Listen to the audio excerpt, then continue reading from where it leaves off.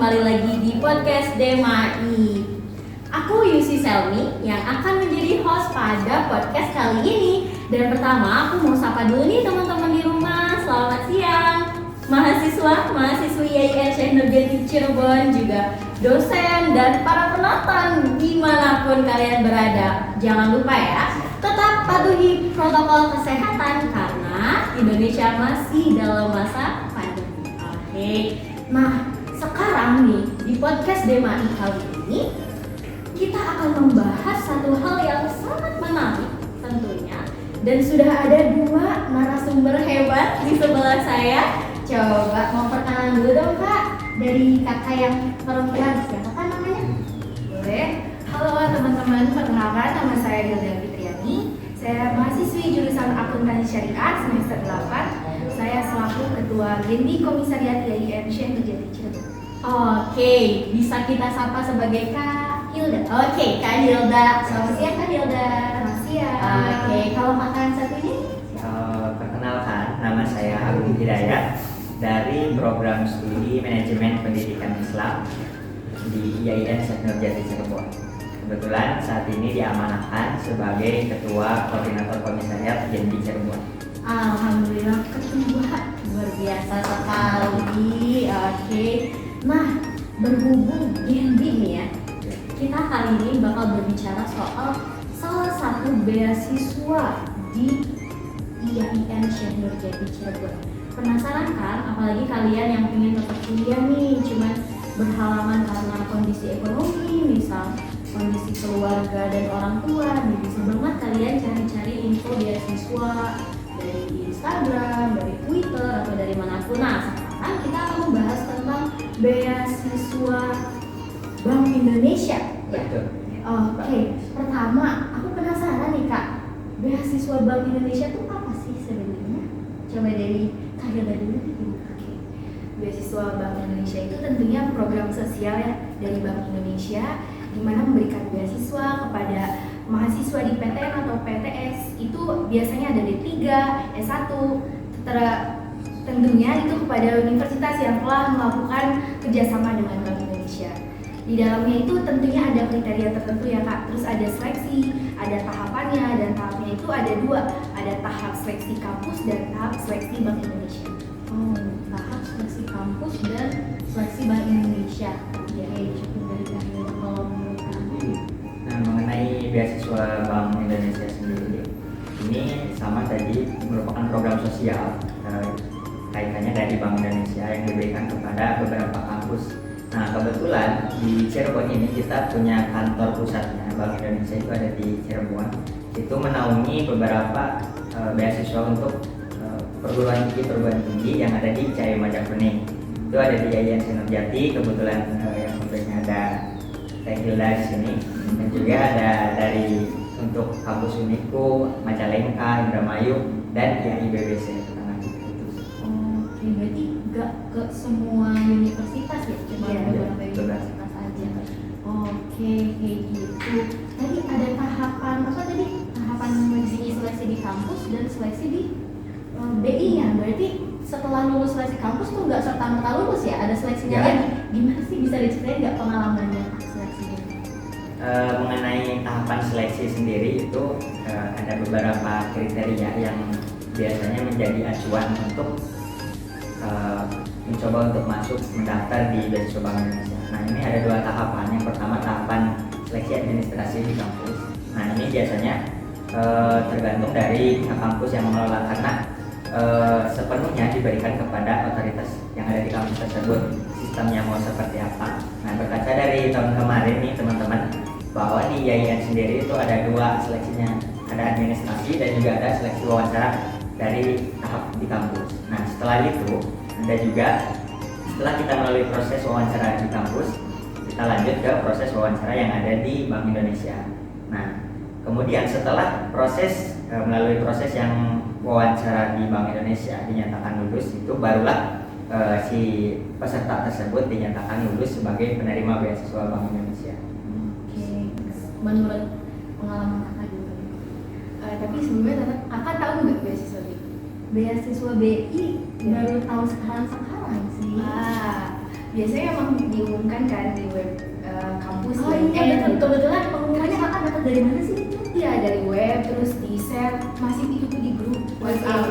Iya. Berarti harus rajin-rajin buka web ya Iya, guys.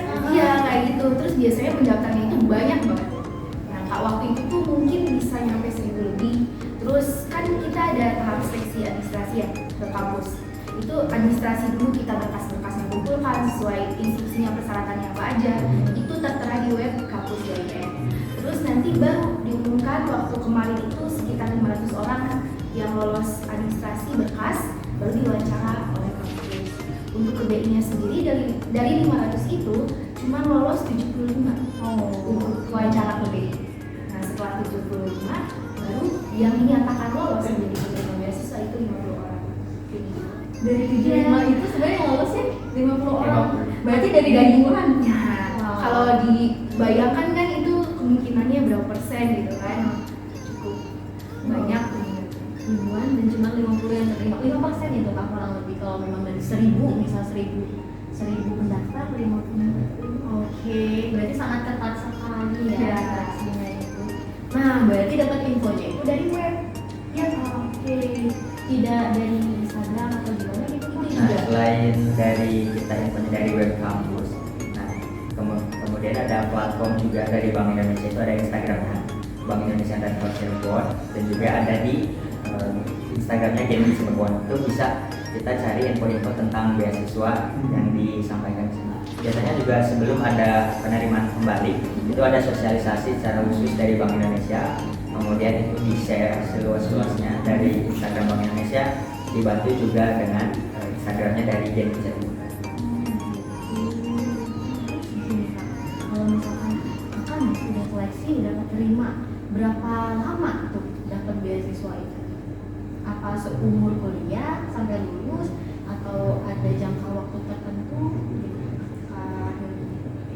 ada jangka waktunya ya kak. Kalau untuk penerimaan ini untuk 2 semester. Setelah 2 semester sebenarnya per semester itu ada seleksinya lagi. Cuman untuk yang peralihan dari semester 1 ke semester kedua itu ada seleksinya dari keaktifan selama di DMI. Karena ketika kita menerima beasiswa dari DI, kita tentunya harus komitmen aktif di DMI. DMI itu komunitas penerima beasiswa.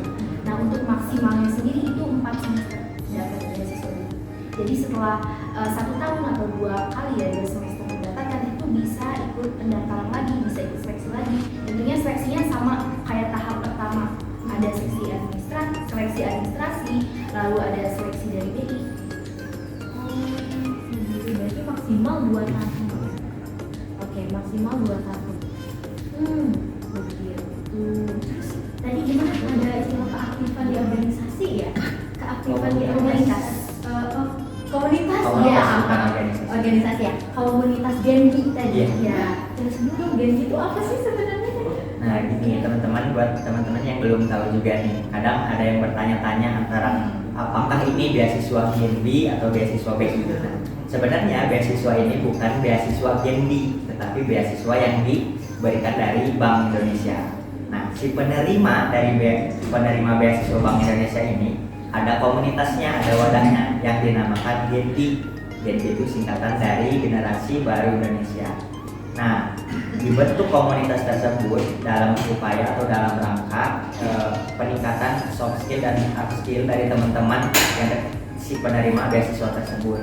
Dan juga Genbi juga di dalam komunitas Genbi itu ada beberapa divisi, diantaranya divisi pendidikan, divisi lingkungan hidup, divisi kesehatan, dan juga divisi kewirausahaan. Nah itu semuanya concern terfokus untuk membuat program kerja yang sifatnya dapat melakukan perkembangan potensi dari teman-teman penerima beasiswa itu sendiri. Oke, wah luar biasa ya. Berarti nggak cuma mendapatkan beasiswa, tapi kita juga akan mendapatkan Benefit lainnya. benefit kayak pengembangan diri, soft skill dan hard skill kayak gitu-gitu ya. Nah, kira-kira apa sih programnya dari komunitas itu yang kayak untuk mengembangkan soft skill dan hard skill itu contohnya? Oke. Untuk program kerja sendiri banyak ya. Kita kan ada divisi pendidikan, divisi kewirausahaan, divisi lingkungan hidup, kesehatan. Itu tentunya misalkan nih kakak sukanya public speaking, kita biasanya ada TOT, Training of Trainer. Itu tuh tentang public speaking, mengasah gimana sih cara menjadi pembicara yang hebat gitu. Terus Genbi sendiri nih Kak ada perannya, 3 peran teman-teman. Yang pertama itu frontliner kebijakan Bank Indonesia. Jadi sebagai Genbi, sebagai penerima beasiswa Bank Indonesia, kita harus bisa menyampaikan kebijakan Bank Indonesia. Seperti contohnya KRIS, penggunaan QR code, pembayaran digital. Ya kita juga pasti banyak mengenal lah KRIS itu kayak gimana, dan kita harus bisa mensosialisasikan ke orang-orang sekitar kita. Lalu yang kedua itu agent of change. Jadi agent of change ini kita bawa perubahan positif, dampak positif di masyarakat. Kita harus peka terhadap keadaan sosial, kita harus dinamis di masyarakat seperti itu. Terus yang ketiga itu future leader. Jadi kita itu diasah, ditempa di Genbi ini untuk menjadi pemimpin di masa depan di masyarakat. Bagaimana kita menumbuhkan jiwa leadership kita. Banyak banget nih, maaf nih Kak. Itu kan kelebihannya ya. Kira-kira setelah menerima beasiswa kayak sejenis LPDP itu kan setelahnya ada kayak harus melakukan apa ya istilahnya mengabdi kepada masyarakat misalnya. Nah di Genbi juga terikat dengan hal-hal seperti itu nggak sih setelah menerima beasiswa ini Kak? Kaitannya ini masih menyangkut tentang 3 peran Genbi yang tadi disebutkan sama kita.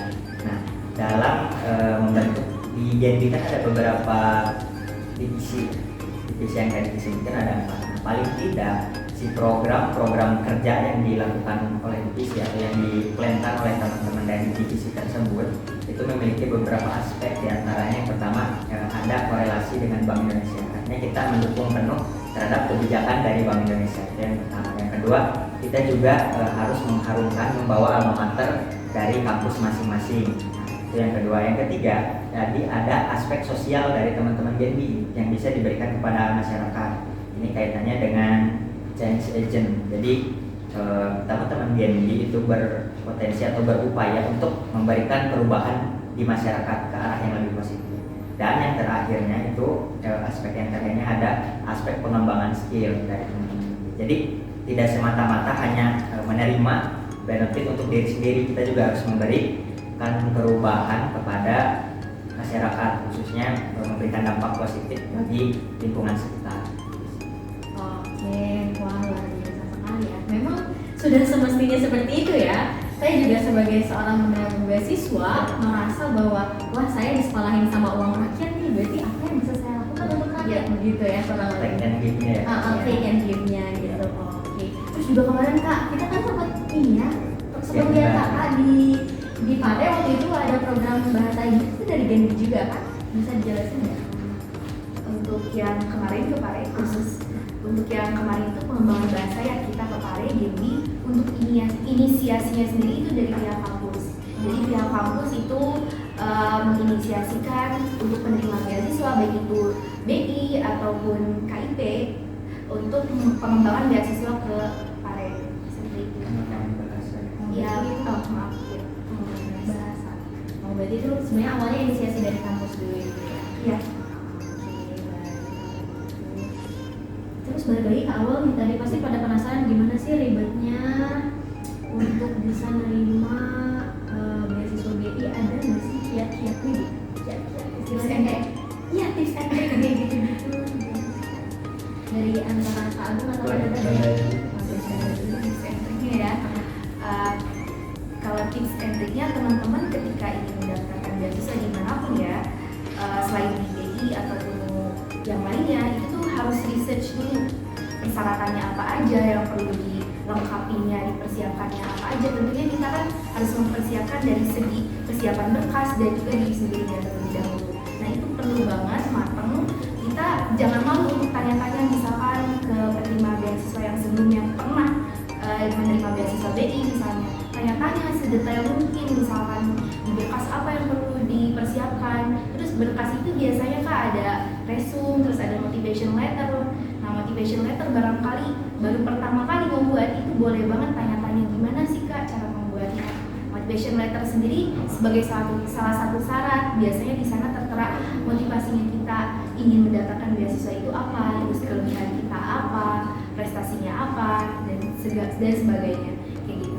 Terus terutama skill kita juga dipersiapkan. Misalkan teman-teman itu jago membuat puisi atau bahasa asing, itu boleh banget nanti ditunjukkan ketika wawancara, baik itu di kampus ataupun nanti ketika lolos ke BI.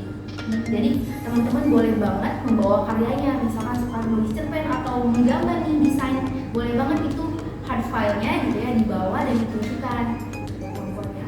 Itu sebagai poin plusnya. Oke, thank you. Terima kasih Kak Hilda.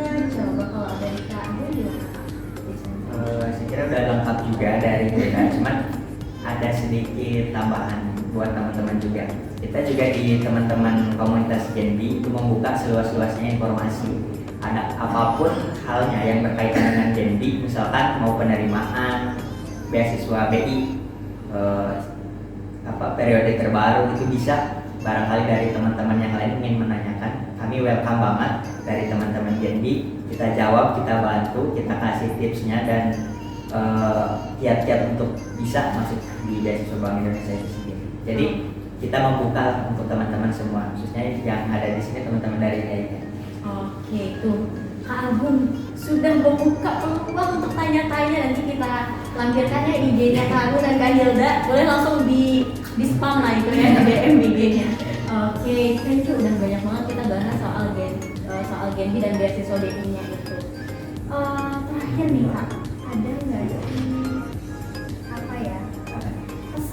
pesan untuk para penonton di seluruh dunia?